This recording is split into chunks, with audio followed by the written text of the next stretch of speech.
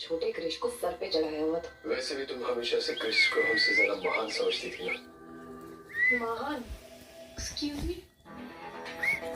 महान ना कभी हमने तुम्हें समझा और ना ही तुम्हारे भाई को।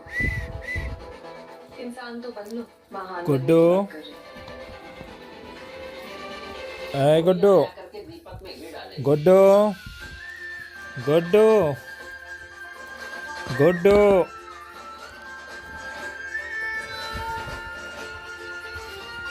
गुड्डू।